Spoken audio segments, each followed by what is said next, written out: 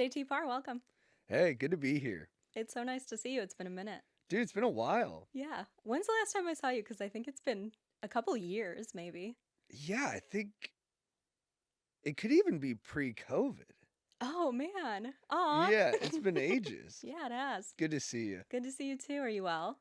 Yeah, I'm doing good. Everything's good. My life's changed a lot. It's been wild, but I've enjoyed the ride. What about you? I've been good. I'm really lucky to still be out here and thriving. There you go. Yeah, we're survivors. Yeah. What's changed the most about being a dad? Oh, what's changed the most? Probably just really appreciating any time I have and making better use of it. I think when I was single, I was so stupid. Like the quality of my thoughts was just so low, and a lot of people aren't like this. Like they're born more mature, but I was like spoiled and stupid, and so like when I was single, I lived by myself. I had like one fork. I never finished decorating my place. I only ordered like Postmates. I never cooked. And then any issue I had, I thought was due to a lack of romantic connection with another person. So anytime I felt off, I was like, I think it's because I'm not like in love with someone. And it was like, Oh. but that was never really what the problem was. But then it took me being in love with someone and then like teaching me how to live and like learning. And then once we were having the kids too, I was like, all right, I got to figure this stuff out. So now I'm just like a more normal human. Like I cook and I clean. It's like, and then I feel better about myself. Like when I'm on the road with Chad now, I used to just let my hotel room turn into a disaster, and I'd be like, man, I feel off. And I always thought it was like, oh, because my career's not going right or my romance isn't right. And I was like, no, it's because you haven't cleaned your room. And now I'll clean, and I just feel like a totally better person. That's amazing. But then you're saying it's not the romantic connection that did it for you necessarily. Something else was the problem? I was the problem, but the only way I was going to figure that out was through somebody else. Like I needed her, and like I needed to because I like wanted to be good for her. I needed that motivation. I was never going to do it for myself. I was only going to do it for somebody else, and her having to be like, dude, you got to figure this shit out. And I was like, back off. But then she'd say it twice, and I was like, all right, fine, I'll figure it out. I love hearing that though. And there is something like about having another person rely on you, even if it's a pet, just that like built in Yeah, responsibility of I'm here for somebody other than me, so I need to get it together. yeah. I need that. I need external pressures. Like when I was in school, I never did homework because I was like, I'm only kind of letting myself down, and my parents weren't like they'd get upset about it, but they weren't like too on top of it. And then so like stand up's good too because it's like, all right, well I'm gonna disappoint all these people who are right in front of me. I need like that kind of pressure. And then the kids, they're just at first it was tough because like they don't do much and like you care about them a ton, but they're not interactive. And and now like that they like I call them cute little Bajubin Badittos. Like now that they can run around and like smile and they laugh so much. My kids are really, really happy. Oh, And so I just want to make sure I help keep it that way for as long as possible until the hormones kick in and then they got to go on the roller coaster of life. But that's not till they're 12. So if I can keep them just super giddy and confident like they are now, I'll be happy. And it's been good that way too, like where I'm tripping out on stuff, especially if I feel like I'm not if I'm in like my selfishness, which is like often for me. When I come home and I see them or like when I'm with them all day or like working with them, I don't know, it brings me back to I'm like, dude, they don't care. I just got to chill. no, they And care and it matters. And aside from the hormones kicking in eventually, which nothing can do anything about that, no one can help that. But like without knowing anything about your partner, but knowing you, you have like kind of a naturally happy disposition. So that's gonna impact them no matter what. Like you're gonna influence them and they're gonna be like cheerful kids because you're cheerful. I hope so, yeah. It's been good. It's when I see them happy, I'm like, all right, good. Yeah, I'm probably giving them good energy. And then yeah, they're the best. I love them to death. I don't talk about them a ton. Yeah. Why Um, is that?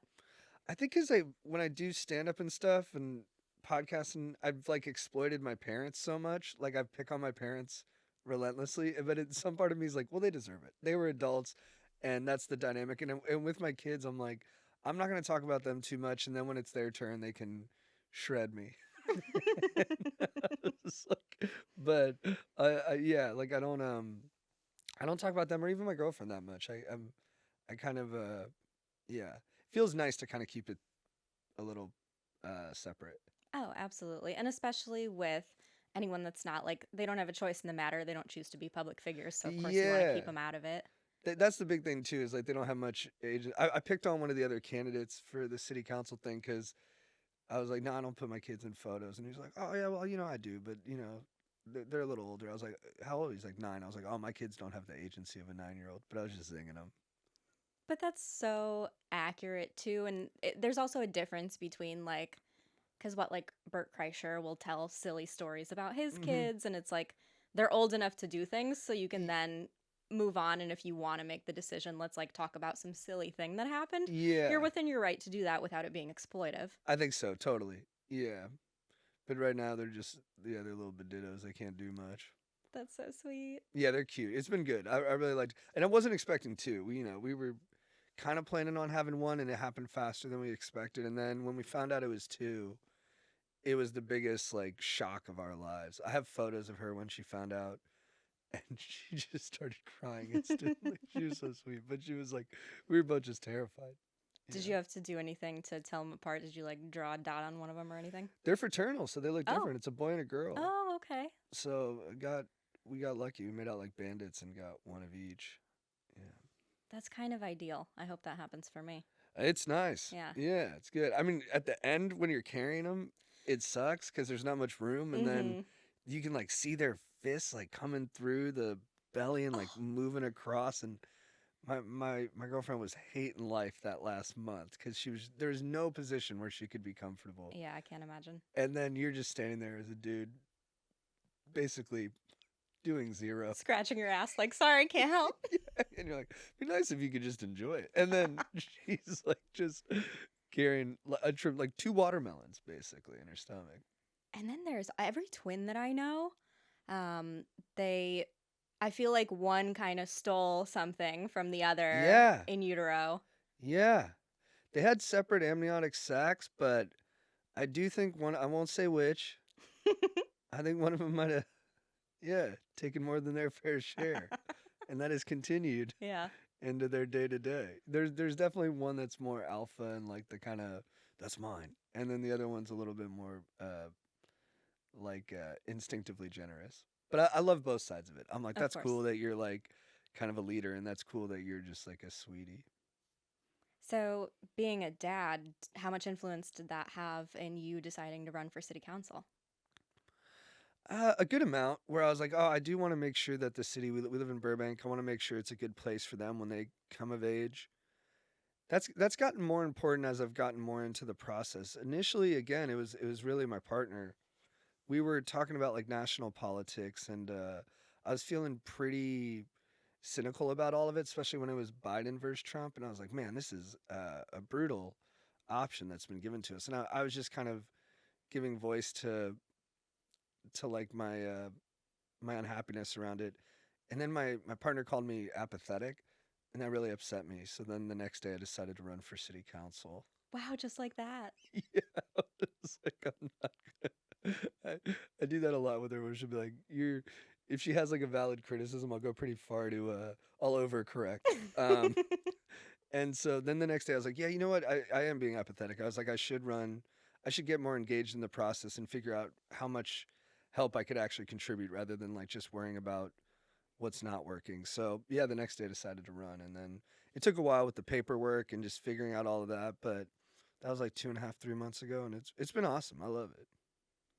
What do you think is the biggest challenge with like a small government job? Hmm. So like doing the job? Just with small, like, what are the issues when you're dealing with that level, right? Like city council level, what kinds of issues do you anticipate running into? What can you actually do in that position? I think you can do a ton. I think the issue with Burbank specifically is preserving what people like about it versus setting it up to be a great city for the future.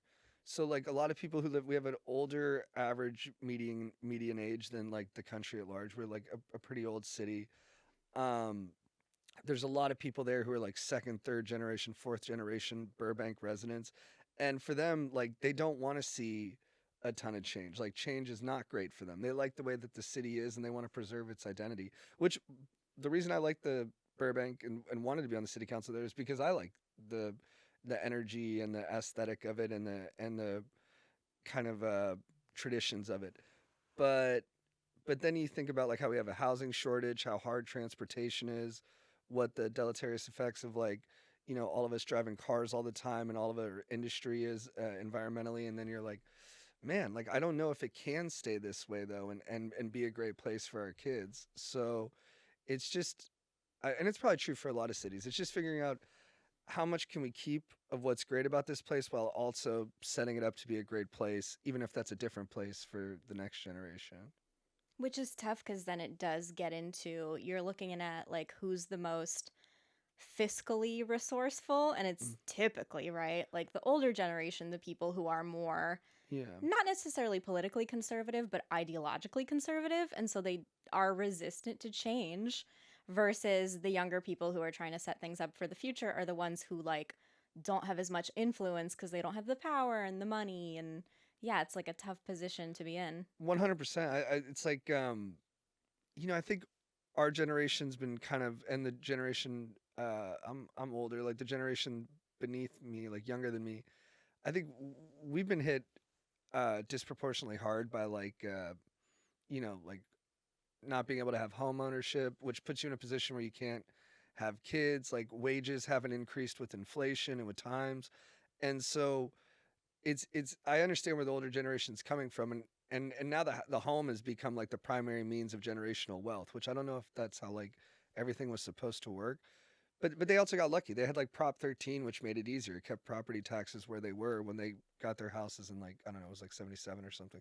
So yeah, I just like argue with them about it. I'm like, look, we need houses too. So the town, we might feel a little squished. There might be a few too many apartment buildings. They might not fit the aesthetic that you're looking for, but we need more houses. We need more supply to bring down the costs, and so young people have a place to live, so we can lay down roots and raise families and stuff. Are there more areas? Because I think about this as I drive around and I contemplate like the housing crisis. Is there room to build stuff, or would you be like proposing? Are we supposed to tear down certain buildings and put like bigger apartments up, or what do you do? This is the most I've talked about this, and I'm nervous to talk about it, but I've been talking to people about it. It's tough because Burbank's a built out city. I'm not sure about the rest of Los Angeles, but it seems the same. There doesn't seem to be like huge swaths of grass where we Right. could just like put up, tall apartment buildings or even do like a single family home situation. I think it's a combination. I mean, there's a couple places in Burbank along the commercial corridors where you could definitely put up a big apartment building, and I'm curious why it hasn't happened. But I do think that, and this is like the riskiest thing I'm proposing, Mm-hmm. is that we might need to upzone even the R1 parcels, which are like the single family home parcels. And like, you don't have to have a huge apartment building next to like all the family homes, but you might need like a 12 unit apartment, more likely like a 6 unit or 4 unit apartment. It really upsets my girlfriend because she owns our house. So she's like, don't do that. I'm like, I'm doing it. But she means it in a sweet way. She's very encouraging. But yeah, I do think some of that is just balancing what the community can handle, but also pushing it to where we're maximizing our space and making sure we have home service. And also we have ADU development, which is we could speed that up in Burbank as well. And people are doing a lot of that. Like a lot of the houses for sale now have an extra unit in the back. So that's a good way to kind of split the difference and leave the agency still more in the homeowner's hand. Sounds like a compromise to me. Yeah.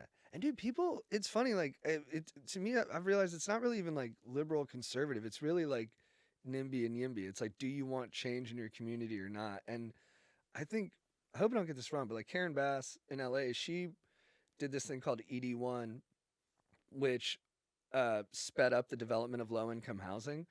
And then so it gave like, you didn't have to go through as much paperwork, it didn't cost as much money uh, due to the permit process. And then so people were like, all right, yeah, we'll build one here, we'll build one here, we'll build one here. And people freaked out. They were like, do not build those apartments near me. And then so she kind of had to cut down her own bill because it was working too well. So I just don't think we want. It's hard. I really put a lot of it on the citizens. I was like, I don't think we want. I don't know how much we really want to fix the situation sometimes because it might come at the expense of, our property value or just like our day to day uh, like just the day to day vibe that we like in our neighborhood. To those people, it's like, well, which do you want then? Do you want no more housing, or do you want less homelessness because one's got to give for the other to happen? It's true. Yeah. I don't know. I think, and even some of the low income housing I'm talking about isn't like at even, it wouldn't even, I don't even know if a homeless person could afford it. It would, but it would create a cascading effect, hopefully, where there would be new available housing that was originally for someone who moved up into the new housing. Yeah. I don't know. People are weird on the homeless too. Like, where they're like, yeah, we want a place for them to go, but get them off the street. But like the lady yesterday, she was so sweet otherwise. But I go door to door and I knock, and a lady yesterday was like, "Is there a place where we can like force them to stay?" Oh no.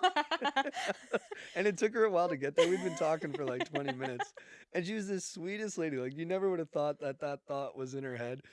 And I get it too. Like in her neighborhood, she might have had some bad interactions, and she was right next to a park where, for Burbank, there was a higher density than normal of homeless people. But I was like, no, I don't think. I think that sounds tough. Uh, but Burbank's doing a good job too. They are in development on a homeless shelter that's going to go up, and that would be able to take on like 70% of our homeless population, which is way smaller. It's like 125 right now at the point of time of the survey. So, yeah, 70% is huge. And as to that lady, that's really funny because I feel like everyone has maybe had that thought of like, right.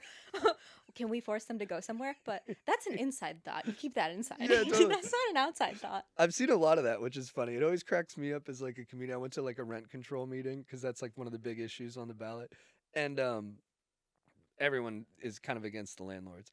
And I feel for them. I'm like, you're just doing a job. I don't think you're all inherently like bad. The name of the job to me even makes it worse than sometimes it is in actuality. Landlord. Landlord. Yeah, it sounds so out of time. And then the lady went up there and she's like, look, like it's all these people who are struggling to make rent. And she goes up there and she's like, you cannot pass this rent stabilization. Like, I'm trying to build generational wealth here. And I was like, wait, don't say that, don't say that.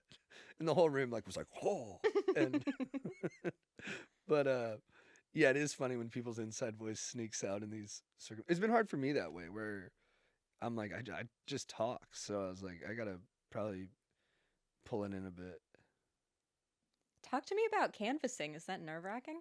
I love it. I worked in locations on like TV shows, so I used to just go around and knock. Like, hey, do you mind if we shoot here? And I'm pretty extroverted, and I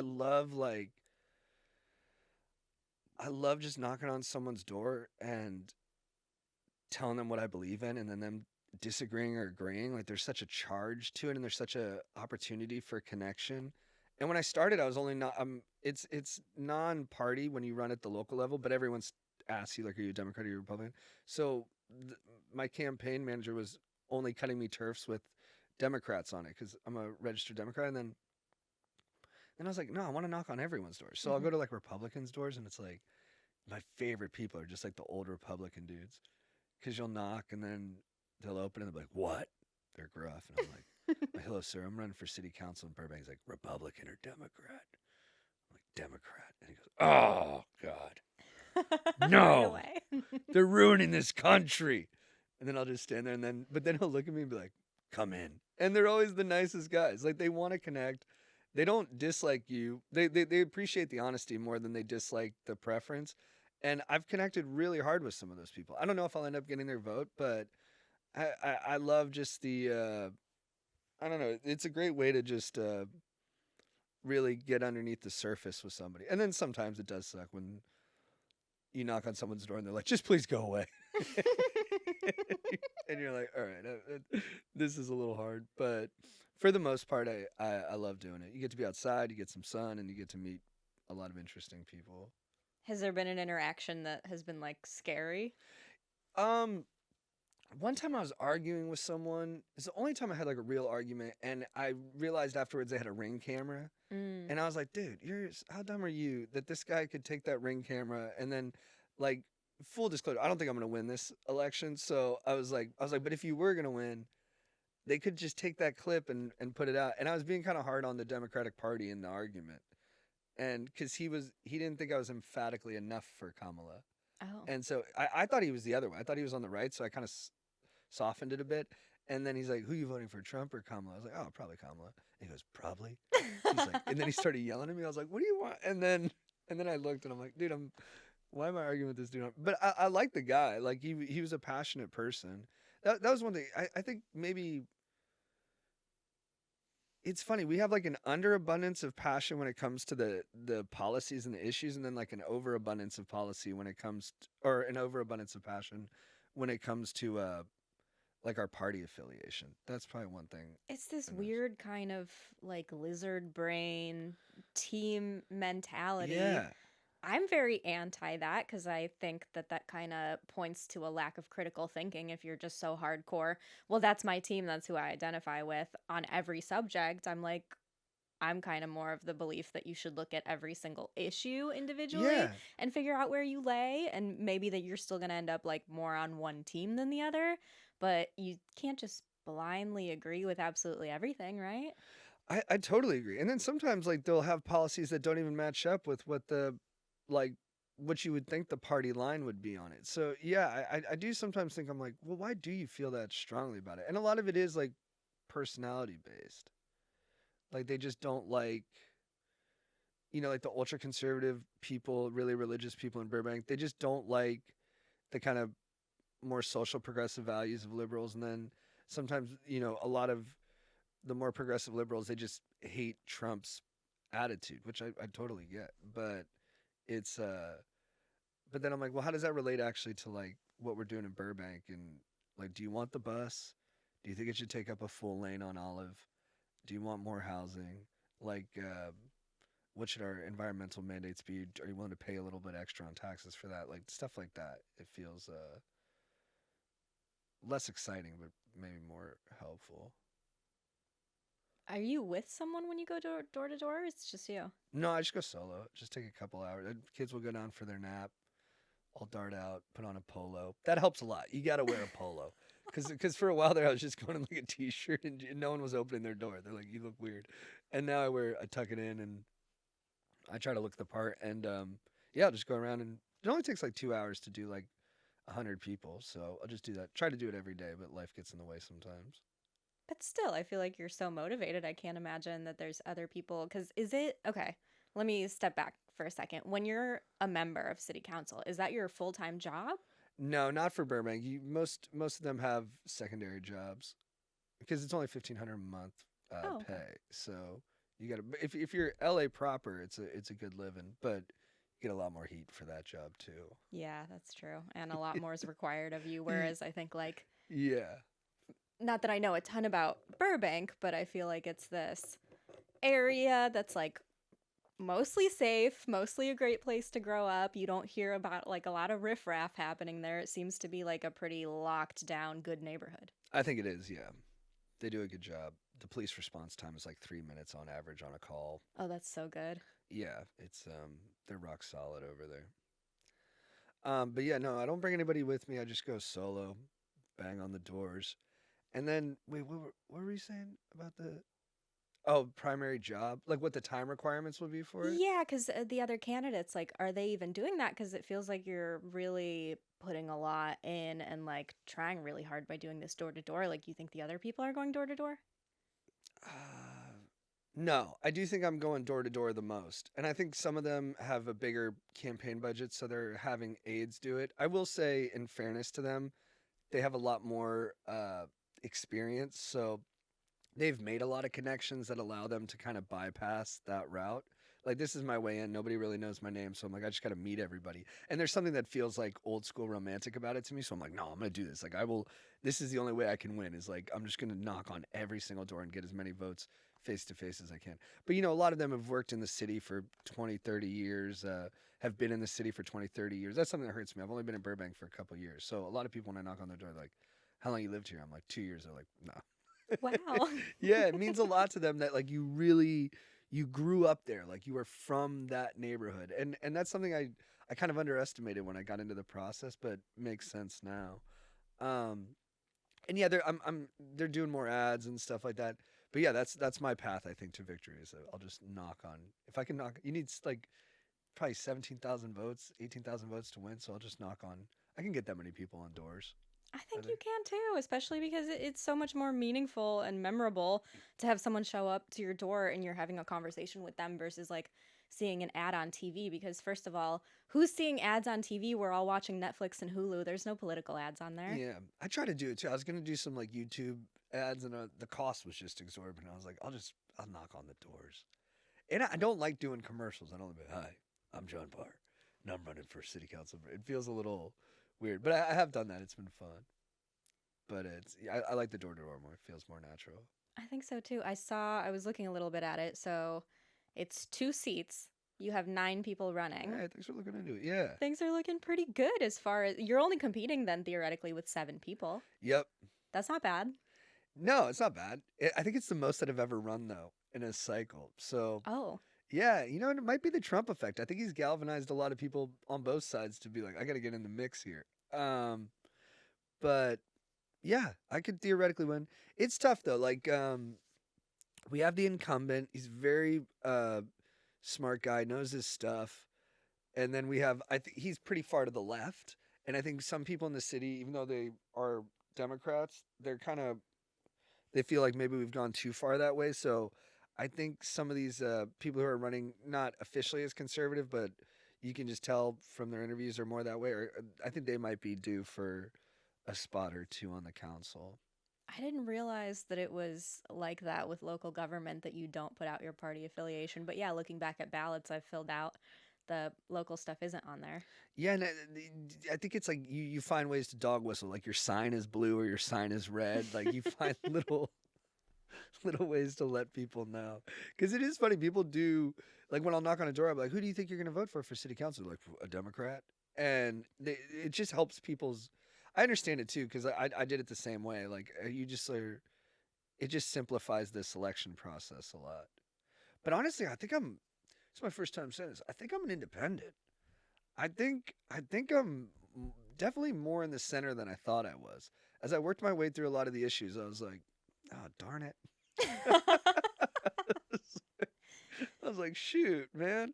I wanted to have, but like me wanting to upzone our one parcels, it does feel like it's a supply side argument, which is more on the right, but the execution of it is more on the left because I'm not favoring wealthy neighborhoods over poorer neighborhoods. I'm treating everybody the same. So that feels like good integrity to me. So I'll still find a way to upset. So I've literally, the comedian in me has found a way to upset people on both sides with my policy. So that feels very good. That feels correct. That's Yeah. awesome. I've publicly come out like a little more centrist. Like I've only voted blue, but like we may or may not have a pew pew in our house. Yeah. Yeah. Yeah. There's some things where I'm like, ooh, okay. And I think it's hard, right, with us like being in the entertainment industry where it's like you're so fearful of saying something that's at all like contrary to what's on the hyper left, right? Because you're like, Yeah. oh, if Twitter finds out or if whoever peer wise finds out, like my head's gonna be on a damn spike. So I feel like there's been this repression for me of speaking out against certain things because I'm like so afraid of what people in the quote unquote industry are gonna think of me. I totally agree. And then, but then I like, now it's made me, it's funny. It's made me more positive, but it's also made me more cynical in equal measures too. Where like, now when I see people's signs for like a certain uh Democratic leader or whatever, I'm like, but why do you really think that? I'm like, do you just think that because that's like the group think that we're in here, or like what is it about their policies that really make you stand behind? And it's hard too because when they're running, they say they're going to do some stuff, and then when they get in office, they could not do any of it. I'm studying more of like past like presidents and stuff, and I'm like, oh whoa, like you weren't even the thing you said you were going to be. So it is a little amorphous sometimes. Like everyone agrees that we have to do it this way, but then what we actually believe in is hard to uh, get to sometimes.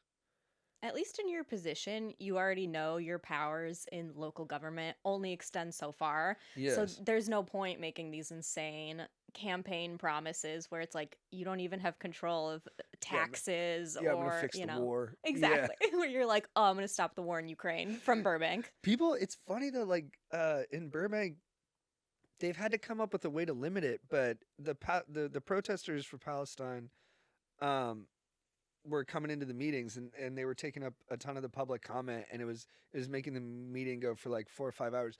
And it's totally valid. Like there's this humanitarian crisis that's happening, and it has to be given voice. But the city council can't do anything about it. But then some of the council members started wearing like Palestinian colors as like a way of like tacit support. But that upset some people because it felt like performative to them, where they're like, "You're just trying to like stick to your job." That has, Hmm. but it's funny. Like it's not funny, but like it's curiously funny to me. Where seeing how the national arguments can permeate into the city level, even if there's no real net difference that any of us can really make. It's yeah, like they'll ask you, like, how do you feel about the war? I'm like, man, I'm just there's a school bond bills. Do we want to pay the teachers more or not? Yeah. That's kind of hilarious. I mean, not hilarious, obviously, with Palestine stuff, but it's a little ironic and a little like karmic that people are going to come to city council meetings and waste time with things, considering what you and Chad do. Yeah, it's true. We're sort of the OGs of wasting time. You know what I've realized is like the city council was like a little annoyed with us when we first. So yeah, that's like my origin, right? Is I Mhm. would go to city council meetings and just give goofy speeches with Chad. They like when we come in because we're talking about light stuff. Like Right. they'd rather have a 3 minute thing about like, Partying. partying than 3 minutes grilling them on, how they've let us down because of like fires and not holding the energy companies accountable. Things that are off agenda, but like, really powerful. So they're like, when we come in, they're happy. But if I and I'll keep if I don't win this cycle, I'll keep running. I do look forward to someone coming in and pranking me, and then I'll probably get mad. I'm a hypocrite that way. I'll get mad. I'm like, shut up, dude. You should not be doing I that. mean, I hope you make it to city council for all the good reasons, but I also Yeah, hope you get voted in for that reason so you can be yeah, on the flip side of having people come in and like prank you. yeah. I do want that. I'm like, it's time for the shoe to be on the other foot for sure. I want to be like the principal instead of the prankster kid. It's only fair. Yeah, it's fair. It's fair. I have it coming. Have you had anyone question your intentions for running for city council, like with you being a comedian? Oh yeah, all the time, and just with my background, they still I get messages all the time. People are like, "Is this a joke? Are you doing it as a joke?" And that's totally fair. I mean, my background would suggest that, so I do have to get over the hump with people that way. Um, I guess the thing that I try to say is that look, when I'm doing comedy, my job is to make people laugh, and it's silly, but I take that very seriously. And then if I have this job, my job will be to serve the city, and I'll take that very seriously. Like I've always been very sincere and straightforward in the things I was doing, and I don't think that'll change with city council. Honestly, I think I'll make less jokes than the other council members because I got that energy out. I have an outlet for it. I don't need to do it at the city council meeting. That's Yeah. true, and they'll probably feel like they need to overcompensate. Like once they figure out who you are and where you come from, they're gonna be like, "Oh well, this guy's here, so I better show him up." Yeah, they're gonna be like, I'm the funny one. I'm like, yeah, to take it. Yeah, you be the funny one. I want to read your statement because I read it and it was like very touching to me because I looked at your profile and Oh, that's because it nice. like has to do with obviously you being a comedian. You said like you're forthcoming about it. You have to because anyone can Google you and be like, "Oh, look at all this silly stuff that he does." But you put, this is the second half of it. I don't think one ideology will fix every issue. I'm committed to working towards a solution on distribution of jobs and land development, housing, figuring out if this school bond is overstuffed, and making sure the community is safe for our kids. My name is John Parr, and the funny part of me running for city council is I'll actually do a good job. Yeah. That last line, like, got me because it's so sweet because you're just addressing what someone might mention about you in the campaign and being like, look, yeah, I get it. I'm a comedian, but like, this is serious. I have kids. I'm invested in the community. Yeah. And yeah, it feels good. It feels good to like be like, oh, I'm a like kind of a slacker jokester, but like no, I want to say what I believe in and like stand up for it a little bit. So yeah, it's been good process, and yeah, for the people who are like, oh, are you gonna make a joke of it? I just don't. Yeah, I don't think that'd be funny if I if I did a bad job. Right. I'd be like, that's not cool, man. And because There's of all the there's work it's taking to even get the position in the first place. Yeah, it is a lot of work. And the city people who work at the city level, that was part of the reason I ran too, is that I just saw so much like when me and Chad first started doing our city council speeches, people there was a sweetness in the way that the audience received it where they're like, "Oh, this is nice." And look, the city council members are being nice to them. And it felt like we were having fun at the government's expense, but it wasn't like in any way taking cheap shots at them or saying they were a joke. And then as time has gone on, it feels like cynicism has grown towards our institutions, and I just see a lot more people commenting on our city council speeches now being like, yeah, take it to them, these guys are such a joke, like it's good you make jokes to them because they're a joke. And that's really not my attitude on it. So I was like, oh man, am I contributing to this kind of like loss of faith in our government and our institutions? And then I'm like, we can't have a good country if we don't believe in that stuff. So I was like, I'd like to go the other way and kind of hopefully give some energy that makes people have a little more faiths in our gov. No, that's so true. You kind of have to take it that way. And I don't, for what it's worth, like, you're not contributing to people losing faith in our government. The government took care of that on The government took care of that yeah. on their own. And now we're in this time where it's like, it's almost insufferable to try to have conversations with people that I don't know or have any kind of like trust or rapport with, because having to deal with the whole, it's fake news, it's AI, like everyone now will just use that as a emoticon for being like, I can't take anything seriously. Like even the storm Milton, like the Hurricane Milton, people are like, oh well, you know, it's cloud seeding, it's this, it's that, and it's like, oh, so only one side can cloud seed, but your political party can't? Like, Yeah. which is it? Do you control the weather or not? Yeah. It is great. The easy cynicism where like even with like comedy clips, people are like, this wasn't in front of a real audience, this is fake. Like everyone has just become like so conspiratorial and just jumps to like, oh, if you believe that, like you're in the Matrix. And I'm like, I think you've been matrixed the other way where you think everything's fake and actually everything's real. It's so hard to argue with that. Yeah, that it makes them feel like they're smart and like they're above the fray, which is very people love that. But I'm like, no, man, shit's actually happening. Sadly enough, yeah. I'm like, people are dumb, man. This shit's Do you have real. any conspiracies that you're kind of invested in? I don't believe in any conspiracies. That's amazing. I think Epstein killed himself. I think JFK was killed by Lee Harvey Oswald. I think 9/11 was, conspired and executed by Al Qaeda. Yeah, I'm not a big conspiracy guy. I probably should be a little bit more, but my tendency is to think that conspiracies are too cool of stories sometimes. That probably the real story is more ungangly and boring. What about you? I don't believe in any of those, I think, like political conspiracies. Yeah, because they're just a little too, like, no, it's more likely Occam's razor, like the simple answer. It was Lee Harvey Oswald or whatever. But I do think it's fun. The ones that don't matter, like right now, I'm down a rabbit hole a little bit of a conspiracy that like Beyonce is Illuminati and that everyone thanks her in their acceptance speeches. But that's like pretty harmless. It's funny too because the root of it is that everyone's like is afraid of Beyonce. Like Hmm. she's scary and her fan base is she's scary not because of her, but also because her fan base is she has an army behind her, and they'll come at you if you mess with her. So is that why everyone thanks her basically? Yeah, and I keep seeing more clips. It's like Adele thanking her, and people are going back to the whole Kanye Taylor interruption situation and being like, well, actually, Kanye was protecting Taylor Swift because she didn't know to thank Beyonce, so he did it for her. And that's like a fun, harmless conspiracy. Yeah, that is really fun. There's a Stanley Kubrick documentary just about all the conspiracies around the movie The Shining and just like how phenomenal the storytelling is in each conspiracy and how they're able to take all these little different tidbits and make like a really compelling narrative out of it. That is cool. I do like that. But I guess yeah, but with the big ones I'm like, nah, I probably just went down the way it went down. Yeah, the big ones are so much less feasible because it's like you can't, on one hand, say that the government is conspiring to this insane level where there's like all these government secrets and everyone's been telling us all over the world that it's like round when it's really flat. And then on the other hand, you're like saying that the government is super incompetent. So it's like, which is it? Yeah. They're like, no, I don't trust them to build roads, but they can, change the shape of the earth and not have any of us be the wiser.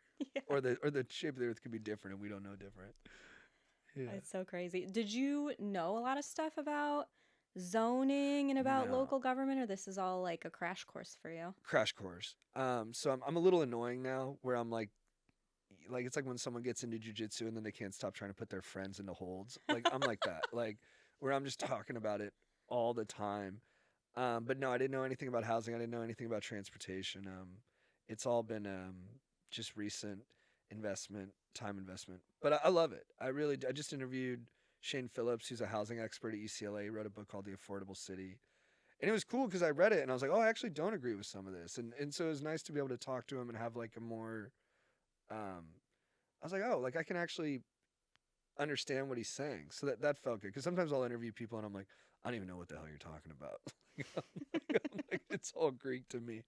But no, I didn't know about any, but now I love learning about it. It's really, really cool.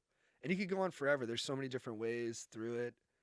And then sometimes it bums me out that there's not.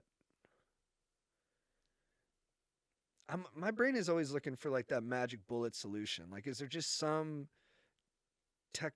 technology like innovation or some innovation in like government distribution that could just make all this better? And then oftentimes there's not. Like, it's just like slow incremental change that will just make it a little bit better, but also there will be like there'll be a cost to it. And it's yeah, I guess it's made me a bit more of a realist. Because I think no one wants to hear that. It's too hard to digest, of that, like, you do have to give in on certain things and compromise if you want to get things done. There is no, as you call it, like, magic bullet solution. Yeah, like me not being like on the rent control measure, like I'm against it because I think just all the data tells me that price controls when it comes to rent actually have the adverse effect, and then it affects supply, and then long term, where it's inevitable the prices will go up because there's just not enough places for people. It pains me to be against it because I know it'll help a lot of people in the short term. And then I was talking to that housing expert. I was like, "Is there anything else we can do to keep people in their places until the supply catches up?" And he's like, he didn't know it. Like he was like, "I don't really know." And I was like, there is something in Philadelphia they do called a diversion program where they have a new branch of the government, which I think is long overdue for Burbank because we're 60% renters, that just adjudicates the tenant and landlord situations and helps them come up to like, it's not on either side. It just helps the two sides come together and work out a solution. So I think something like that could help, but that's the thing I really want to find. Is there another way to kind of help people, like some kind of government subsidy though, to help people stay in their place? Because it's yeah, you just that's one part where I try not to go too far right, where I don't want to be like all logic brained, where I'm like, just let the free market figure it out. I'm like, well, there's people. Yeah, so like, can we trying to still be sensitive to the human cost of things and like trying to figure out a way to help? Is housing, like, the main issue? I think it is. It's definitely what's being talked about the most, and it does feel like the biggest issue to me. A lot of the candidates feel that way too. I don't know if it's just like fashion where it's like, what if housing was the biggest issue this cycle? But it does seem like that's the big one. What do you think? I feel like housing is just a microcosm of everything else, that, like, really it's the economy that's the big issue, but housing is the most direct way that it's impacting people. And I've dealt with it myself, where it's like, I moved to LA 12 years ago. I was in an apartment, a one bedroom apartment in Culver City, which is like a decent area. I think I was paying $1,200, and that same apartment would be double now. And for something to be doubled in 12 years feels like belligerent. Like, I Yeah, can't even wrap my head around how they can justify asking that when pay has not doubled in 12 years, right? no, Everything else has gone up. So it's like, if you're someone who only gets, like, let's say you're at a corporate job, let's say you haven't necessarily like moved up in positions and gotten a big raise, if you're just getting like a inflation type raise every year, it's not going to cover it, because most companies give like 1 to 3% versus we've experienced probably, it feels like 20% inflation in the last couple of years. yeah, yeah. It's a huge bummer. Yeah, and I don't know what the. I wish there was like a one button reset on it. But yeah, the wages have not kept up with inflation. I mean, I think I've seen that if minimum wage did keep up with inflation, minimum wage would be like $24 Right. an hour. And obviously the national average is like 750. We're in a better spot in LA. There's some places like West Hollywood has the highest minimum wage in the country. It's like $20 an hour. But then that's had adverse impacts. Like people will say, well, all these fast food places had to close. Shake Shack had to move 5 of their locations. Other stores are cutting down their employees. They just decided, hey, we can probably get by with half as many people doing it. So I agree with you. I think it is always the economy. I think the economy is the thing that has to. So if I was going to do government subsidy, it would probably be programs for people to work. I was even thinking like this is no, it's undercooked. I'll talk about it another Yeah. time. That's all right. Just But start. that you want to like put more energy towards maybe work if you can, or maybe like opportunities for people to earn better so that they can be in a better position. Yeah, and Burbank does a good job with that too. Like we have apprenticeship programs for like some of our contracted buildings where it's like you have to have like 2 people on there who are learning the craft who are from Burbank, and just expanding those programs to make sure that we have a pipeline that's getting people to higher paying jobs, and that we're putting small businesses in a position where they can pay better for those jobs. I think that's really important. So I'm definitely committed to that. That's amazing and ultimately really productive. I want to bring this to your attention, even though this is a West Hollywood problem, but this is something I dealt with. Like, how would you deal with this? So, I was living in, it was a rent controlled building because it was old, and City of West Hollywood has those ordinances in Costa place. Hawkins, yeah, before 1995, right? Mm-hmm. My landlord was actually a criminal. Like, had been, I don't think he was indicted, but he was being investigated by the FBI for like Section 8 fraud. And he was doing all these things. He wasn't like retrofitting the building, even though there was a requirement that it had to be like retrofitted by a certain year. Yeah. He was just like sliding under the radar with all these things that were like not only illegal, but also unethical. And I went to the city. It was like the first and last time I ever had to like go to my city council about something because I just saw like his abuse of power and terrible things happening. And at the time I was dealing, he had allowed like Airbnb in the building, even though it was like illegal in the city of West Yeah. Hollywood. And I was dealing with all these issues that were the fallout of that. And they didn't do anything about him. They didn't like suspend his ability to operate apartment buildings, which I don't know if that's like a thing, but should it be? Yeah, it totally should be. I mean, it's crazy. Landlords don't even have like a training program to become a landlord. Like, I think there should be some kind of like 8-week course at least where you have to like earn a license, and then that license can be revoked if you're not, upholding the standards of it. West Hollywood has a rental registry, so they can keep track of like how much people are charging for apartments. It's something I want to implement in Burbank, especially before we do more larger scale policy around housing stabilization. It's so they should have been able. I know the mayor of West Hollywood. He's a good guy. I'm surprised. Um, I don't know why they wouldn't have done something, but that is an issue that does come up with a lot of that I've seen just reading about it though, not like firsthand, but reading about it. There's a lot of policy that goes into place, and then enforcement is a very difficult thing. Like we have rules, but then it's like, well, how much money and manpower do we actually have to make sure people are abiding by those rules? And that's a harder situation. Did you take like legal action or anything like that? Almost. I ended up hiring, there was like a city, something about, there was this attorney that I had spoken to who the city recommended. And when I called her about it, she knew who I was talking about Right away. right away. She's like, "Oh, I've been fighting that man for 20 plus years." And I'm like, "Well, that shouldn't be how it is. Like, he Yeah. should have been dealt with already." But I just don't think the city, like, when you put it that way, they probably didn't want to put resources towards dealing with him. And they were just like, letting it be.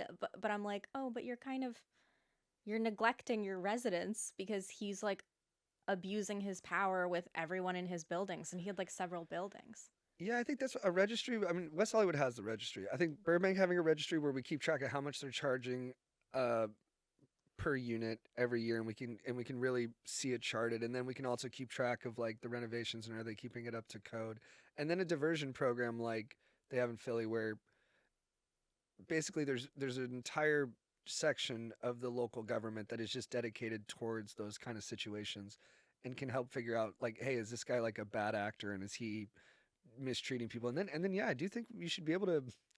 This is me getting way over my skis and just speaking. That stuff is more concrete, but this is just more philosophical. Like I you there should be some kind of standard that you have to uphold as a landlord, and if you don't, there's repercussions to that, which could entail not being able to to do the job anymore. Like you can get disbarred if you're a lawyer, but what is the cost of being a bad landlord? Exactly. And it kind of seems like at the moment there's not really one, and that they're kind of like receiving a little bit of special treatment because they have this net worth and they have these buildings, and there's not the way that like you get to a restaurant and it has like a letter rating in the window. Like landlords should have some kind of public rating system where someone can look into it and be like, oh, this person has let mold go out of control, or they don't take care of things, and maybe they have like a C or a D rating, and at least that way like a potential tenant can know what they're getting into. Totally. And I think that'd be good for all landlords because then the bad ones would be brought out to light, and then all landlords wouldn't have a bad reputation because of those landlords, and they would feel good because there'd be accountability across the board, and then people would see that they're actually not price gouging and unfairly treating. Because yeah, like the soft evictions that happen where someone just jacks up the price like 40% to give you the boot, and or they let the place turn to shit, so you got no other choice. I mean, stuff like that has to be rooted out, and you got to protect the people who are there. And that's why we do have the Tenant Protection Act, where if you've been in a place for 12 months, it's tough to get rid of you.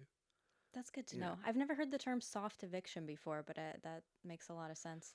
yeah, it's brand new to me too, but it's just something where it's like, oh, I'll just raise your rent like 30%. Then what are you gonna do? But you're not supposed to be able to do that in California right now. It's supposed to be, uh, I think right now it's 5% plus CPI, so you shouldn't be more than 8% hike a month, which is still It's a exorbitant. lot when it's a $3,000 a month apartment. Yeah, if you're paying 2,000, it's $150 a month. It's crazy. But then if you're for it, the new one, at least in Burbank, would just be CPI. It would just be like 3 to 5% a year. So it would keep that down for sure. Is there anything you've learned on your campaign trail that like really blew your mind? Um, Anything that really blew my mind, where I was like, well, I can't believe they do this. Um, I don't know, all of it, I guess.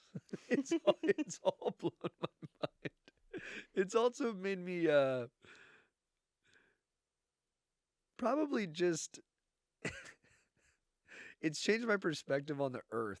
I don't know if I was just naive before, but I'm like, man, we humans, we're just running this thing into the ground, and we can try to fix the whole thing, but that's going to be tough. So it's about balancing.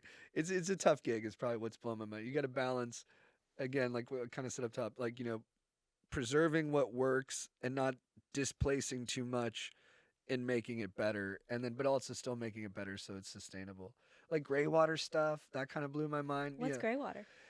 Just like reusing water that comes from people's like kitchens and toilets and stuff like that, and like what the functional use of that is I don't know about that at for all. later use. Well, I guess if you talk to environmentalists, I don't think we're there yet, but in time, like Burbank, we don't have our own water. We buy it from outside. We have a water master, I think it's called, who is almost like a stockbroker for the city and buys water when it's at a good price, and he knows how much to hold in case we're gonna have a drought, which we will. Um, but at some point, I don't think people are gonna like this, and I'm probably wrong on a lot of this, guys. So feel free to fact check me. You can DM me and tell me I'm an idiot. I am, but I'm happy to learn. Uh, we're all gonna be drinking poo water basically in time. Like we just don't have enough water. And there's too many of us. So at some point, and we can do it. We can make it clean. We can make it okay to drink. I think everybody will be fine. But that could be so. It just makes me laugh when I think about probably not now, but like in 12 years, the politician who has to run and be like, I know you don't want to drink your poo water, but there will be no poo in it. And this water will enable us to have kids who are able to drink water that doesn't have poo in it. And like that will be the right thing to say. But who's gonna want to hear that? Who's gonna vote for that? I kind of thought we were already drinking poo water, and I know absolutely nothing about engineering or water, but I thought that like we use the water and then it somehow runs into the ground and then cycles all through. But that's me knowing literally nothing about the process. I think we use the poo water. I'm still confused on it. I'll just talk about things where I'm like I should probably be more buttoned up on all this, but we got to talk, right? It's pot. Yeah. I think we use the poo water for like sprinklers and stuff like that. Okay. Like it does have reuse, but I don't think we're putting it back into the into the drinking supply yet, but we will, and I'll run on that. I'm ordering 5 new Britas after this conversation. Look into it. I was just talking to an environmentalist, and he was giving me the rundown. In my crash course. I'm just taking a ton of notes, but sometimes I might. That's probably something I should make sure I get right. But I'm fairly confident in it. I love that. I feel like, I mean, we're probably nowhere near desalination, but I've always been like, isn't that an option? We have so much ocean. Yeah, I think we could do that. I don't know much about it either, but we have to do something like that. That's one of those like magic bullet things where I'm like, man, we could just fix the issue altogether. Yeah. It does bum me out with that where there is some magic bullet stuff like for transportation LA, like the fact that we don't have a subterranean transportation system is it doesn't make any sense.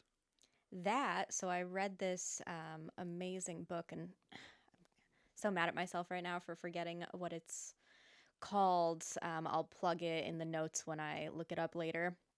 But it's about how LA was built with so much influence and lobbying from the automotive industry, and that was done very intentionally so that this would be a city where people had to buy cars. So they could have built subterranean public transport, but they intentionally didn't, because it was really developing during the early 1900s when Ford and Chevy and all these other companies were taking off. And the whole point was, let us build these areas that are like crazy suburban and things that are far away, these like kind of ugly shopping plazas that you have, because it forces people to buy cars and then it Yeah. forces people to buy gas. So Yeah. it's kind of a conspiracy-ish, but also there's evidence to back it up, because the burbs all were developed, like not just in LA, but all over the country. The rise of the suburbs go right alongside the rise of the automotive industry. Gosh darn, they won that one. Sure did. And now it feels like we're too. That's the other thing. I'm like, man, do we have the capacity at this point to get all of our lobbying interests? Because we have so many like you have the environmental interest groups that are like, no, because if you do this, you're gonna, it's gonna mess up the soil or it's gonna do this, and then you have the other business lobby that just doesn't want to lose out on cars or whatever other means of transportation they're getting money from that would be displaced by this. And then you're like, that's the other thing. It's made me a little more cynical where I'm like, I don't know if we can get everyone pulling in the same direction. But that's the job of a leader, is that if you get that job, it's your job to get everybody on board and make them want to do it. So I do like reading about like JFK or Teddy Roosevelt, like real intrepid leadership where I'm like, nah, if you get someone up there with enough charisma, they can get people to move in the right direction, even if just for a moment. And then you just bulldoze everyone into it, get it done, and then you die, and then things are slightly better because you were there. But it's at least hopeful that you have the charisma, but that you also have the good intention behind it of, I'm not just trying to paddle into this position with my charisma to get somewhere, because it's not necessarily like, oh, you're this big powerful entity because you're on Yeah. a local city Yeah, council. exactly. Right? No, I get a little like too highfalutin about it. Where like my dad has to check me. He's like, dude, relax. It's city council. I'm changing the world here, dad. uh, no, it's true. And I really don't want to like get a bigger gig out of it. I just really want to be on the city council and do a good job there and keep it local. And yeah, I do think if I wouldn't be doing it for any other reason than to help. But then you can help in a way that other people don't think maybe necessarily helps. But you do it to the best of your consciousness. I love that. One more question for you. When are we getting a Paul Walker statue? Oh, I mean, if I haven't committed to it only because I don't want to conflate my comedy with my actual intentions for the city. I do get a lot of DMs about it where people are like, "Please get elected. We'll get the statue." And yeah, I can only commit to if Chad brings it to a city council meeting while I am sitting on the city council, I will hear him more seriously than prior councils have heard his request, and I will. You know what it. Burbank, to me, one of the things we've kind of missed out on is that Hollywood has kind of taken the Hollywood identity from Burbank. Like everyone thinks of Hollywood as like the center of entertainment and where especially movies get made. I think actually more movies get made in Burbank. We It's have all true. the studios. You We do. have Disney, we have Warner Brothers, we have Universal. And so they're kind of eating our lunch on that. I'm like, no, we should make Burbank the tourist destination for people who want to experience the history of film. So I want to build a museum that's kind of like outdoor model that is mixed use. Like, we'll have commercial stuff there. It's not like just a dedicated building, but that you like walk through the history of cinema when you're in downtown Burbank. And part of that history is Paul Walker, a That's huge right. part. So maybe the capstone of the entire museum will be a P Dub statue. I can't commit to it fully. I don't want to overpromise, but that would definitely be sick. When it happens and it's time to collect donations, let me be there and get my name like this I think you're on a helping me. plaque. Yeah, I should be ramping that up a bit. So I'll definitely throw it in there. That's awesome. Well, JT Parr, thank you so much. Tell people where they can find you and more stuff about your campaign. Tell them about voting. Yeah, so I'm running in the city of Burbank. The election's on the same day as the general. Go to parforburbank.com if you want to donate or volunteer. You can volunteer from anywhere. We need people to phone bank. I love talking to you guys when you jump on board. We talk about the issues, we talk about the temperament of the campaign, and it's always fun and constructive. And I've been glad to meet anybody who just wants to get involved in local government.